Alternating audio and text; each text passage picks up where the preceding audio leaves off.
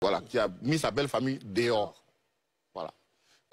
Tu peux nous expliquer un peu, parce qu'on t'a vu en train de réagir dessus beaucoup, qu'est-ce qu'il en est? Vous savez, moi, il y a des choses qui me touchent profondément.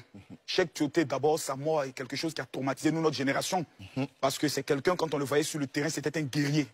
Il y a des garçons princesses et il y a des garçons garçons. Tioté, c'était un homme. Et de tous les footballeurs, parce que moi, j'en gère quand même certains dans le domaine spirituel, Tioté était celui qui était un exemple. Tioté avait 14 maisons, dont un immeuble de près de 28 appartements. Donc Tioté n'était pas quelqu'un qui était dans les bails autres, c'est quelqu'un qui était rangé. Et un matin, on se lève, ses frères et sœurs sont en train d'être vidés. Qu'est-ce qui se passe? On apprend que la maison est en train d'être vendue, on ouvre l'enquête, la maison est vendue. Bon, et les autres maisons, plus de 8. Qui a vendu la maison? La femme. Ah, la femme en question, la veuve, a vendu la maison. La veuve a vendu tous les biens de Cheikh Tioté. Il a dit tous les biens de Cheikh Tioté. L'enfant de Cheikh Tioté, aujourd'hui où on parle, est dans famille d'accueil à Londres. Quelqu'un qui n'est pas milliardaire. Ce sont des choses qui nous amènent à douter parce qu'elle est en train de lancer un esprit de célibat sur toutes les femmes qui étaient en tête, à qui on voulait marier, Donc aujourd'hui, tout le monde a peur. Et je constate que personne ne veut dire ce qui a lieu d'être dit. Mais nous nous posons des questions parce que nous aussi, nous avons perdu j'ai perdu ma femme. Il y a des dates d'hérédité, on ne vend pas des biens. Dans la mesure où les biens ont été acquis avant le mariage, la dame n'est que la tutrice, c'est-à-dire administratrice. Comment elle a pu vendre tous les biens? Des biens, s'il vous plaît, moi je suis dans l'immobilier, qui coûtent au moins 80 millions, qui ont été vendus à 42 millions, mon frère.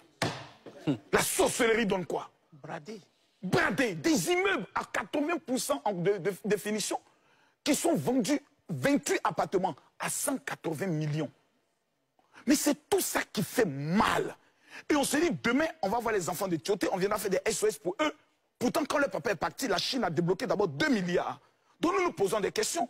Où sont passés les biens de Tioté? On nous dira non, sa femme a le droit. Non, la loi dit, si la femme veut vendre même un bien, c'est seulement en cas d'extrême urgence et cela doit bénéficier d'un juge qui doit prendre les choses de donner. Un juge de tutelle.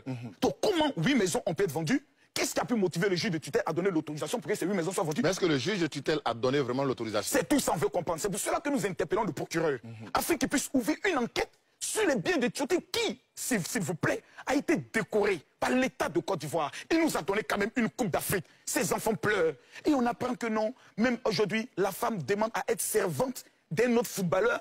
C'est des choses quand on apprend, on se dit, il ne faut pas qu'on rentre dans le béret ou qu'on soit dans un grain. Monsieur le procureur, ouvrez une enquête pour le bien des enfants de Tioté. Son papa est mort, sa maman est morte. Il ne reste que ses frères.